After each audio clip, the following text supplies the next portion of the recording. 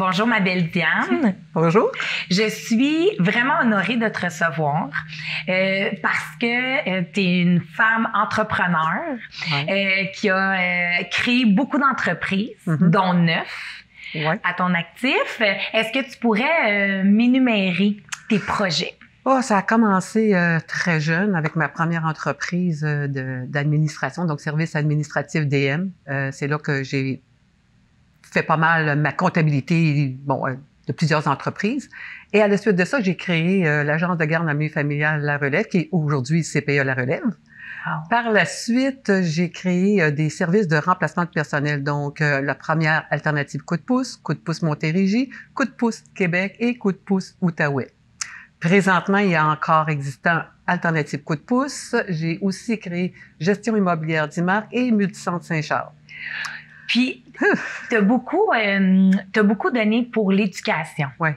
T'es une femme qui croit beaucoup à l'importance de prendre soin de nos tout-petits. Est-ce que tu peux me parler un petit peu le pourquoi que t'avais, tu sais, la CPE La Relève, les mini coups de pouce, c'était quoi ton but, ta mission? Au départ, c'est que moi, j'ai toujours rêvé d'avoir une grosse famille. En fait, j'ai toujours souhaité d'avoir 6 gars. Wow. Ma ligne de hockey avec le goaler inclus. Ça s'est pas passé vraiment comme ça, mais j'en ai un. J'ai un fils et à sa naissance, étant monoparental, je me suis dit, my God, comment on fait pour faire garder nos enfants de tôt? Et à l'époque, on n'avait pas tous les programmes qu'on a aujourd'hui. Donc, il a fallu que je retourne sur le marché du travail très rapidement. Et à l'époque, c'est là qu'on m'a fait connaître l'agence de garde en milieu familial. Alors, c'est comme ça que mon fils s'est fait garder, donc dans un milieu familial carrément, qui était supervisé. Et j'ai trouvé ça formidable. D'une part, parce qu'il y avait des programmes pour subventionner, pour faire garder des enfants. Donc, c'était beaucoup moins cher pour moi et je pouvais donc retourner sur le marché du travail. Quand Marc-André a eu 6 ans, c'est là que je me suis dit, OK, maintenant que lui est à l'école, comment moi je peux redonner aux femmes ce qu'ils ne savent pas qu'il existe encore. Oui. Là.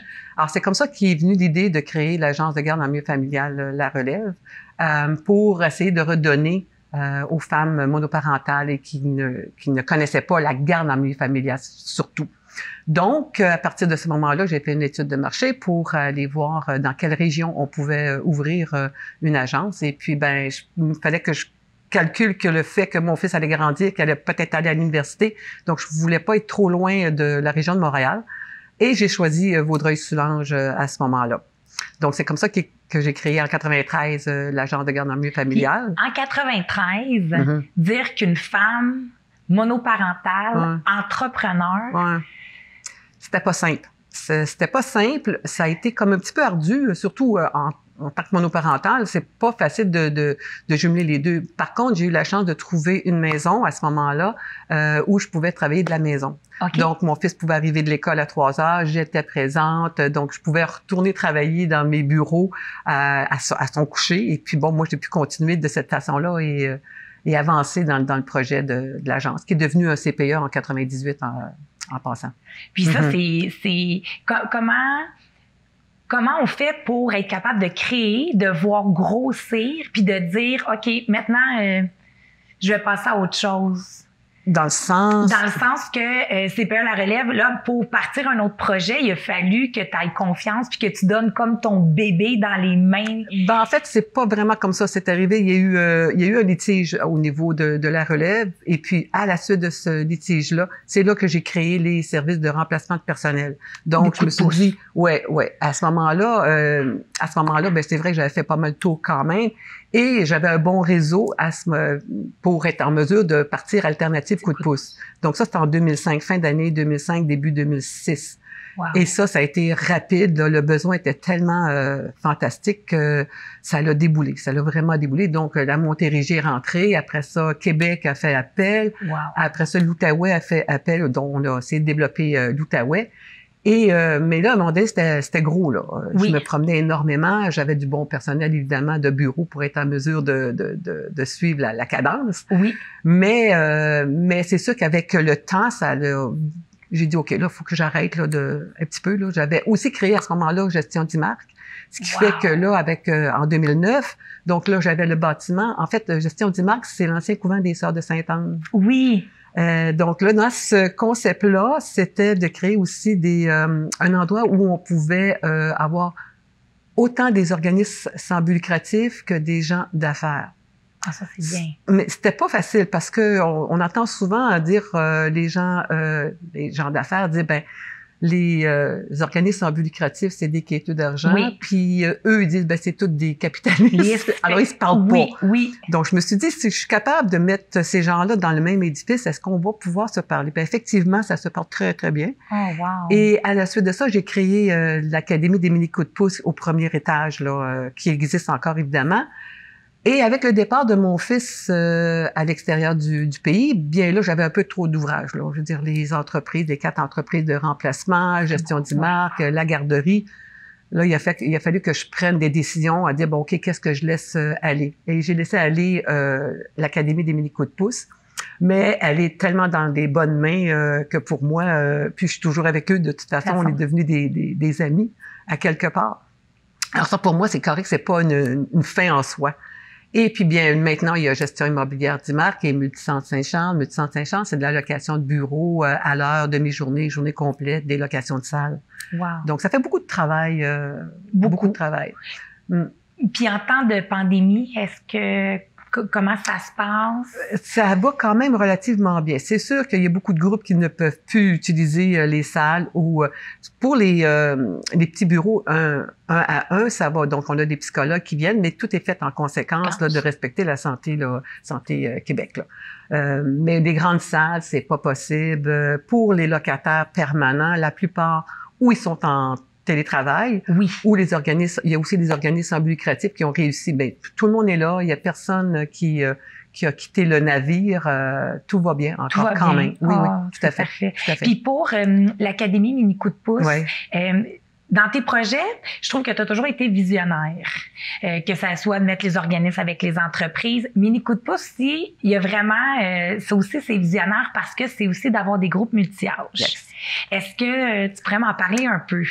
À partir du moment où Marc-André a fait de la garde dans mes familiales, je me suis dit, il faut être capable de créer des groupes. Parce que moi, une garderie, dire qu'il faut mettre les 18 mois ensemble, les 2 ans ensemble et tout, ça n'a aucun sens. Nous, on était 6 dans la famille, puis ma mère, elle n'a pas placé les 5 premiers pour garder le bébé qui vient de naître.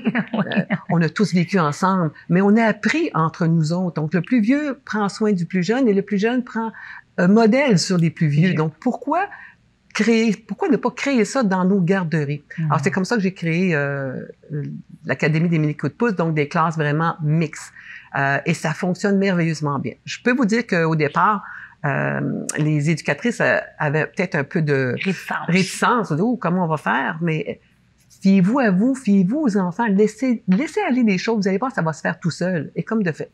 Les filles ont vraiment beaucoup aimé l'expérience, puis ça continue au niveau multi-âge. Puis, ça serait quoi la plus grande qualité?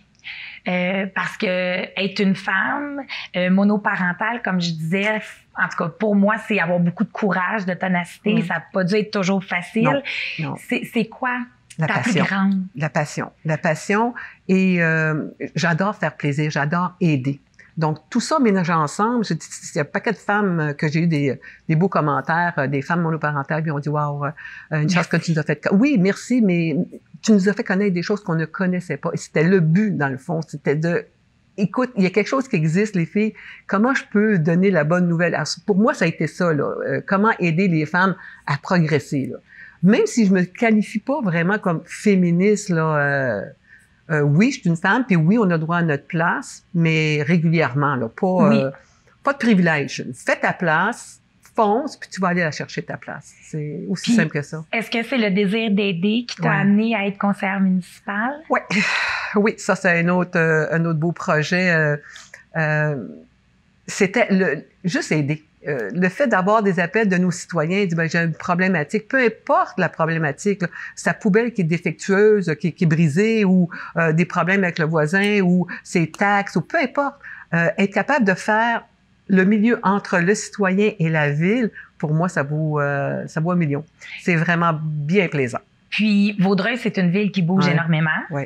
Qui grossit énormément, qui a Ouais. beaucoup d'enjeux. Puis tu sais, c'est beaucoup aussi d'entreprises, la Ouais. pandémie, tout ça. Ouais. Comment tu vis ça comme conseillère municipale dans ton district? Justement, on est dans ton district présentement. Exactement, exactement. En fait, ce que j'ai voulu faire, moi, en revenant j'étais allée à l'extérieur et quand je suis revenue, je me dis, faut que j'organise quelque chose dans mon secteur, dans mon district pour essayer que les voisins se parlent. Wow. Alors, le 5 décembre dernier, j'avais proposé qu'on fasse une soirée extérieure. Donc, j'ai réussi à aller chercher je sais pas si c'est en français, c'est quoi, mais un food truck. Oui. Donc, une compagnie d'essai. Et puis, Dominique Larrivé, que tu as reçu aussi. Oui. En animation. En animation. Et Wow. puis, on s'est promené dans nos rues pour inviter les gens à sortir et fêter à l'extérieur, mais sur leur terrain. C'est génial. Alors là, ça a été super plaisant. Vraiment, là, j'ai adoré cette expérience-là. Les gens ont adoré ça. Donc, c'est ça qui me plaît, moi, en tant que conseillère municipale, c'est qu'est-ce que je peux faire pour être là pour eux? Pas juste quand ils ont besoin, mais est-ce que je peux être devant eux? Alors ça a été une des expériences que j'ai fait, que j'ai d'autres petits plans dans ma tête là, pour le printemps. Puis, c'est parce que ça aussi, c'est innovateur. T'as toujours plein d'idées. Comment tu fais? C'est quoi ta source d'inspiration? Ça devient comme ça? C'est quoi qui fait que... Juste le bonheur. Juste OK. le bonheur. C'est juste le bonheur. Créer du bonheur. Si simple, là. Puis c'est pas moi qui l'ai créé. Oui, une partie. Mais c'est eux, c'est ceux qui ont participé qui a fait que ça a fonctionné. Alors ça, pour moi, ça vaut 1 million. Me promener avec les gens, puis voir leur sourire, puis voir... J'ai même une petite famille de deux enfants, 2 jeunes filles au parc La Canardière, avec les parents qui sont arrivés, puis on est en pyjama, on est en train d'écouter un film. Ils sont sortis, Trop le mignon. manteau, les bottes, puis ils sont venus chercher ce qu'ils appellent pas les crêpes, là, mais... C'était comme des queues de castor. Oui, exactement, exactement. Mm. Fait que ça a été super plaisant, ça. C'est des belles activités que Est-ce j'aime que faire. tu dirais que d'être rassembleuse, parce que tes projets, c'est beaucoup rassembleurs, qu'on parle d'entreprises, d'organismes, les enfants, Multicentre Saint-Charles aussi, c'est d'avoir plusieurs entrepreneurs qui sont peut-être indépendants, mais qui peuvent côtoyer d'autres gens. Ouais. Est-ce que tu dirais que ça vient de tes valeurs familiales? Tout à fait. Tout à fait. On est une famille très, très soudée. Autant chez les... Oui, une petite mouche, hein?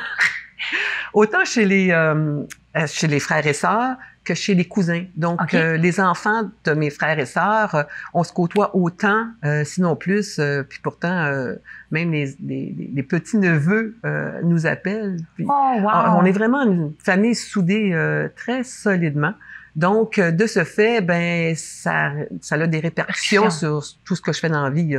Autant mes employés au bureau qui m'accompagnent, on est une famille, on est liés comme ça. Là. Il y a quelque chose de vraiment le fun d'être lié. Qu'il y a de la chaleur. Est-ce que tu te définirais plus comme un leader, tu sais, qu'une patronne? Ouais.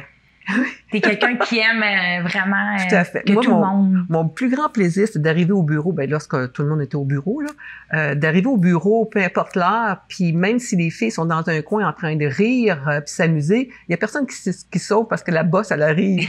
C'est comme... Au contraire, je trouve ça super le fun. Alors, ils n'ont pas peur. Je veux dire, on est une équipe, donc ils me considèrent beaucoup plus comme une collègue qu'une patronne là, en tant que telle. Alors ça, je trouve ça bien, bien, bien le fun. Puis, ça serait quoi ta plus belle qualité, tu dirais? Je vais vous parler de mon plus grand défaut. OK. Je suis pas patiente. Ah! J'aurais pas pu dire.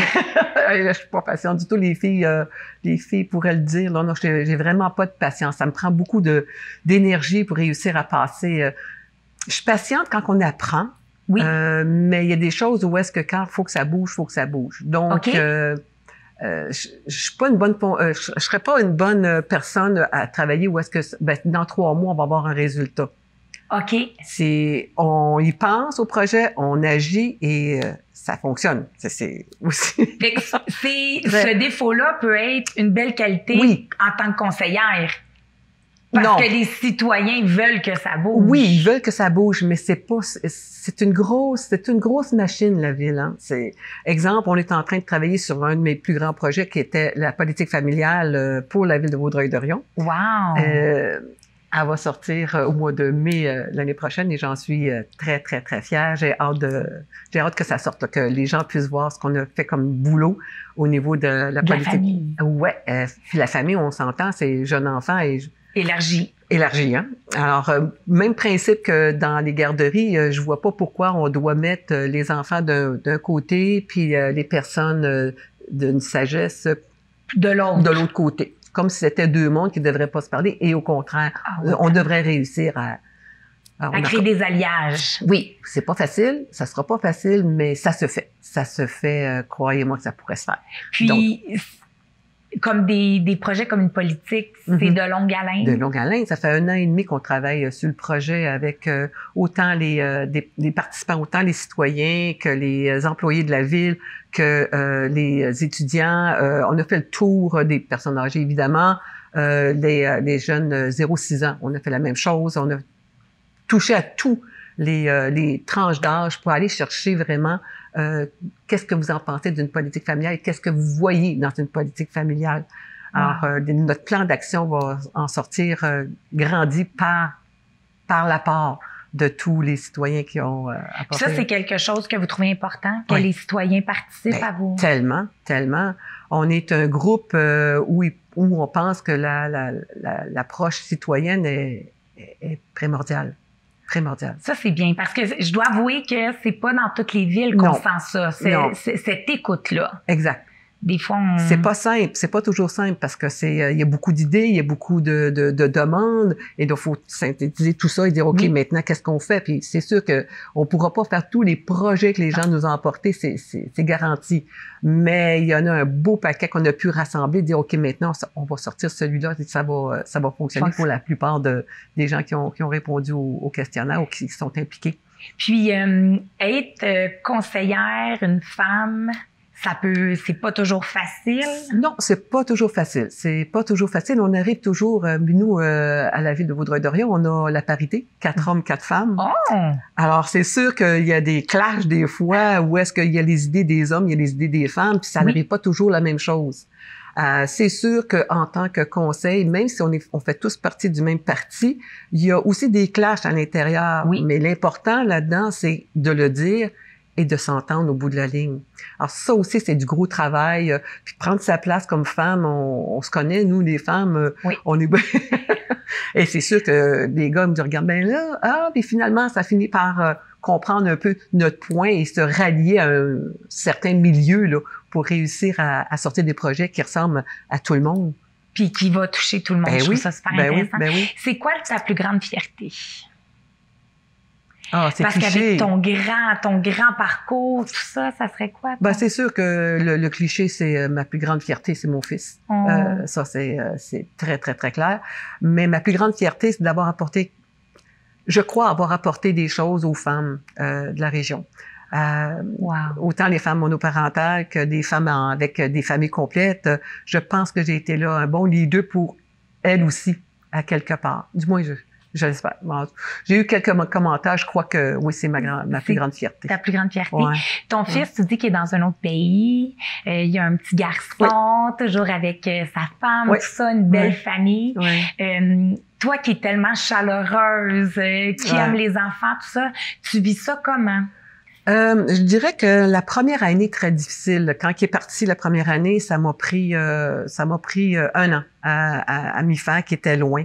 Que j'arrivais pas à le voir aussi souvent parce qu'on habitait, on avait des maisons semi-détachées puis on habitait l'un à côté de l'autre. Donc, ça a été un grand clash. Puis en même temps, je perdais mon partenaire d'affaires. Donc, je perdais beaucoup de choses tout en même temps. Là. Ça n'a pas été si simple que ça. Par contre, tu finis par faire ton deuil puis dire, écoute, qu'est-ce que tu peux en ressortir de positif à quelque part? Et depuis ce temps-là, j'ai gagné une fille. Oui! Clémentine est un amour de femme. La femme qui lui fallait, je pense, aussi à quelque part. Maintenant qu'ils ont le petit Mathis, c'est sûr que de vivre ça loin, c'est une chose. Sauf qu'on a eu toujours le bonheur de se voir au moins 2 à 3 fois par année. Donc, à chaque Noël, on a réussi à se voir. Ça va être le premier Noël où on n'aura pas la chance d'être ensemble. Mais on est en train, en fait, c'est lui qui est en train d'organiser notre dîner familial avec toute la famille sur Zoom. Nous, on va être là sur l'heure du dîner, puis eux autres, ils vont être de soir, parce que j'ai aussi une nièce, j'ai une de mes sœurs qui a une fille qui vit à Rouen, en France, et qui a 3 enfants. En fait, 3e enfant est né là-bas, puis ma sœur n'a jamais vu son petit bébé, encore son 3e. Ça, c'est des moments qui sont plus difficiles. Ouais. Mais encore là, on a Zoom, mais c'est pas le toucher, là. C'est pas le toucher. Donc, à Noël de cette année, ben, ça va être un spécial. Ça va être un dîner, souper, culture, région et compagnie. Ça va être assez spécial. Puis, tu prends ça de où, ce positivisme-là, ce dévouement-là, de remettre les choses, le goût de vivre. Le goût de vivre, mais bien vivre, là. Le côté, j'ai toujours dit, on a le droit de tomber. Parce que j'en ai eu où j'ai tombé. On a le droit de tomber, on a le droit de faire le bacon par terre. On n'a juste pas le droit d'y rester. Oh, wow! Il faut juste être capable de prendre le temps qu'on a besoin, de le vivre, puis après ça, là, dire, OK, maintenant on se lève, maintenant, qu'est-ce que je peux faire? Puis ton fils, c'est quoi tu lui as transmis, tu crois, dans tes valeurs fondamentales? Ça serait quoi ta plus belle valeur que tu lui as transmise? La famille. La famille. Il est très proche. Il est très proche. Marc-André a été animateur de terrain de jeu longtemps. Aujourd'hui, il a 36 ans, puis il se fait encore appeler Smarties. Il a énormément d'amis. Il y a un cercle autour de lui qui est beau à voir. Donc, le côté familial, le côté proche, il l'a. Je pense que c'est le plus beau côté que j'ai pu lui avoir donné. Et la persévérance. Il sait ce qu'il veut, puis il fonce pour aller le chercher. Puis lui aussi, c'est un entrepreneur. C'est d'avoir vu sa mère bâtir des entreprises qui fait... Mais je ne dirais pas que c'est un entrepreneur. En fait, Marc-André est très dans le kinball. Et encore là, il est encore là-bas. Il est dans l'association suisse de kinball. C'est le coach des équipes élites de... C'est ça qui l'a emmené en France. Au départ, oui. Wow. La Suisse lui a téléphoné pour venir l'aider. Il y avait leur tournoi européen qui avait besoin d'aide. Et puis, ben, c'est à ce moment-là qu'il a rencontré Clémentine et que ça a fait un clash. Et à partir de ce moment-là, ça a été le coup de foudre. Le coup de foudre, le vrai coup de foudre. J'y croyais pas, mais celui-là, il a été un gros coup de foudre. Et puis 1 mois et demi après sa rencontre, elle est venue, elle est arrivée ici pour Noël, elle est repartie, puis 1 mois après, il repartait lui aussi, là. Alors, ça a été très court et puis il est parti vivre en Suisse à partir du mois de février 2013, pardon. Puis, est-ce que, là, c'est sûr qu'avec la pandémie, ça fait que vous êtes un peu plus loin. Ouais. Mais est-ce que c'est quelque chose qui t'a beaucoup affecté ou t'as toujours... Oui, ça m'a toujours affecté. Puis ça m'affectera toujours de le voir loin parce que j'avais quand même une certaine complicité avec Marc-André. Ben, quand t'es le seul enfant, c'est sûr qu'on s'y attache. Mais du fait que Marc-André ne veut pas manquer ces périodes de Noël, depuis 7 ans, ça a été... tous les Noëls étaient chez nous. À tous les Noëls, ils se sont organisés là-bas pour pousser leur fête un peu, avancer leur fête de Noël en Suisse pour être capable de les libérer pour venir 2 semaines dans le temps des fêtes au Québec. Alors pour moi, ça a été fantastique. Donc le côté proche de Marc-André, il avait besoin d'être avec sa famille. C'était vraiment une valeur familiale. Tout à fait. Tout à fait. Il avait besoin de voir ses amis, il avait besoin de voir sa famille, sa grand-mère, son grand-père quand mon père vivait. Donc pour lui, c'est une valeur qui peut pas sortir de son corps. Ça fait partie de ça. Puis qu'est-ce que je pourrais te souhaiter? Qu'est-ce que Diane aimerait en 2021? 2021, être capable de voir, encore une fois, mon fils et mon petit-fils et ma belle-fille, au moins 2 fois par année. 2 fois par année, ça me comblerait. Que ce soit moi qui y aille ou qu'eux viennent, mais au moins 2 fois par année. Qu'on ait le droit de voyager en 2021. Qu'on ait le droit de voyager, puis c'est tout. C'est juste ça. C'est comme juste le fait de pouvoir les caresser puis les voir 2 fois par année, ça ferait mon bonheur. Ça ferait mon bonheur. Merci beaucoup, Diane, parce que tu es quelqu'un de vraiment inspirante. Merci. Puis lâche pas parce qu'on a besoin des femmes comme toi. Faut pas lâcher. Merci beaucoup.